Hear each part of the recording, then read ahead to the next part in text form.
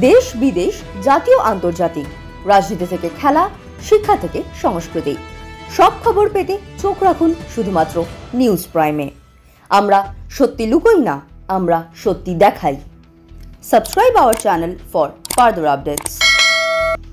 নমস্কার, নিউজ প্রাইমে আপনাদের স্বাগত। আমি সঞ্জয় রয়েছি আপনাদের সাথে। এই মুহূর্তে আমরা রয়েছি শোভাবাজার রাজবাড়ি, যা এক ঐতিহাসিক এবং ঐতিহ্যমণ্ডিত এবং আধ্যাত্মিক স্থানও বটে। কারণ আজ থেকে 269 বছর আগে রাজা নবকৃষ্ণদেবের হাত ধরে এই স্থানেই দুর্গাপূজার, বাংলার বারোয়ারি দুর্গাপূজার প্রচলন হয় এবং এই স্থানেই চিকাগো থেকে ফেরার পর যুগাবতার স্বামী বিবেকানন্দকে প্রথম নাগরিক সম্বর্ধনা দেওয়া হয়। এই মুহূর্তে আমার সঙ্গে যিনি রয়েছেন, তিনি এই স্বামী বিবেকানন্দ অ্যানসেস্ট্রাল হাউস এবং কালচারাল সেন্টারের যিনি জেনারেল সেক্রেটারি অর্থাৎ সাধারণ সম্পাদক স্বামী জ্ঞানলোকানন্দজি মহারাজ। কথা বলে নেব তার সাথে। স্বামীজি, প্রথমত নিউজ প্রাইমে আপনাকে স্বাগত।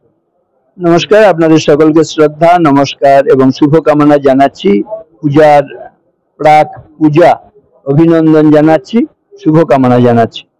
মহারাজ, পুজোর আর 25 দিন বাকি, সেখানে আজ এই এক ঐতিহাসিক স্থানে এই যে দুর্গাপূজার আদর্শ আচরণবিধি এবং পূজা বিধির এই যে প্রশিক্ষণ শিবির, এটাকে কিভাবে?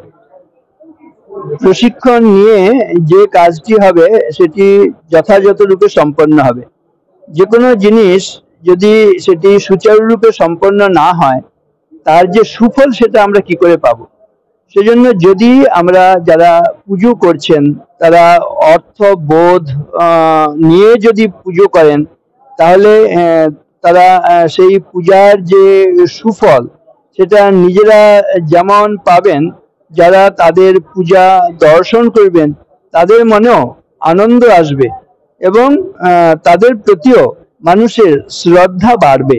আর যদি দেখা যায় দায়সারা কোনো রকমে নম করে একটা কিছু পুজো হচ্ছে, তাহলে তাদের প্রতিও মানুষের যে শ্রদ্ধা ভালোবাসা সেটা আসবে না, আর তারা নিজেরাও সেই শান্তি লাভ করতে পারবেন না।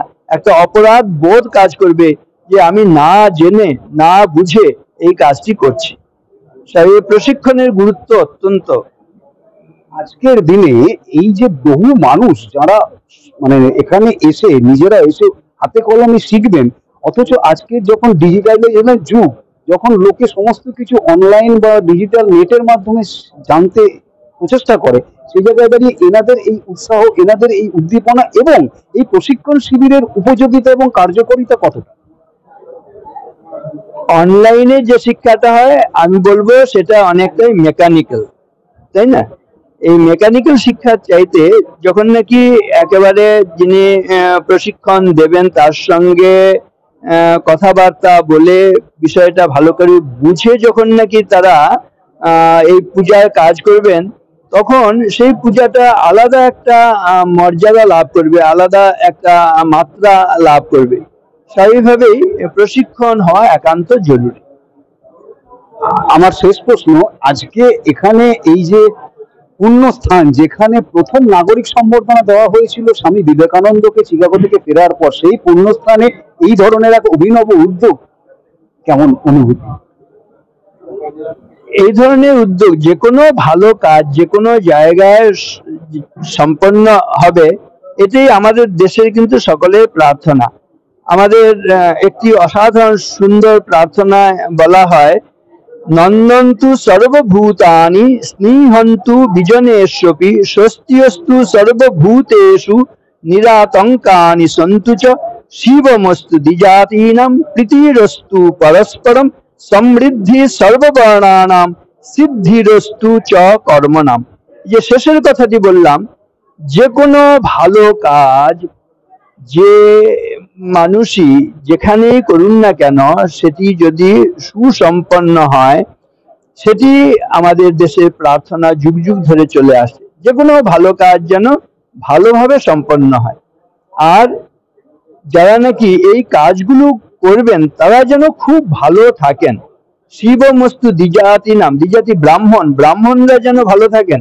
এখানে ব্রাহ্মণ মানে শুধুমাত্র পৈতওয়ালা ব্রাহ্মণদের কথা বলা হচ্ছে না, বলা হচ্ছে মহাজ্ঞানী মহাজনদের কথা। এই মহাজ্ঞানী মহাজনরা ভালো থাকলে আমরা সকলে ভালো থাকতে পারবো। আমাদের সাধারণ মানুষের যখন জীবনে স্খলন পতন আসবে, তখন আমাদের দিক নির্দেশ কে করবেন? সেই জন্য বলা হয় মহাজ্ঞানী মহাজন যে পথে করে গমন হয়েছেন প্রাতঃস্মরণীয়, সেই পথ লক্ষ্য করে স্বীয় কীর্তি ধ্বজা ধরে আমরাও হব বরণীয়। আমরাও স্বামীজির পদাঙ্ক অনুসরণ করলে আমাদের জীবন বলতে পারবো আমরা ধন্য হয়েছি, কৃতকৃতার্থ হয়েছি। তা না হলে আমরা কেমন জীবন যাপন করছি একটু ভেবে দেখবেন। রবীন্দ্রনাথ বলছেন, শুধু দিন যাপনের শুধু প্রাণ ধারণের গ্লানি, শরমের ডালি নিশিদিন রুদ্ধ ঘরে ক্ষুদ্র শিখা, স্তিমিত দ্বীপের ধূমাঙ্কিত কালি, লাভ ক্ষতি টানাটানি অতি সূক্ষ্ম ভগ্ন অংশ ভাগ, কলহ সংশয় সহে না আর জীবনের খণ্ড খণ্ড করি দ্বন্দ্বে দ্বন্দ্বে ক্ষয়। আমাদের সাধারণ মানুষের জীবন খণ্ডিত জীবন হচ্ছে। স্বামী বিবেকানন্দের কাছ থেকে শিক্ষা নিয়ে আমরা একটা পূর্ণাঙ্গ জীবন যাপন করতে পারি। আমরা তখন বলতে পারি ধন্যোহম কৃতকৃত্যোহম বিমুক্তোহম ভবগ্রহাৎ নিত্যানন্দ স্বরূপোহম পূর্ণোহম তদ অনুগ্রহাৎ। সেই গুরুর আশীর্বাদে, জগন্মাতার আশীর্বাদে আমাদের জীবনের পূর্ণতা আসবে। এই পুজোর মধ্য দিয়ে আমরা পবিত্র হব এবং পূর্ণ হয়ে উঠব, খণ্ডিত জীবনের অবসান ঘটাবো, এটি প্রার্থনা করি। নিউজ প্রাইমের দর্শকদের উদ্দেশ্যে যদি কোনো বার্তা দিতে চান? না, এই পুজোর সকালে খুব আনন্দে থাকুন, সুস্থ থাকুন, জগন্মাতার কৃপায় আমাদের সকলের সার্বিক সুখ শান্তি সমৃদ্ধি আসুক, দুর্গতি নাশিনী আমাদের দুর্গতি নাশ করে আনন্দের অধিকারী করুন, এই প্রার্থনা জানাচ্ছি। মহারাজের এই বার্তার পর আর হয়তো বলার কিছু থাকে না। ভিডিও জার্নালিস্ট সাথে নিউজ প্রাইমের জন্য সঞ্জয় সাহা, কলকাতা, শোভাবাজার, রাজবাড়ী।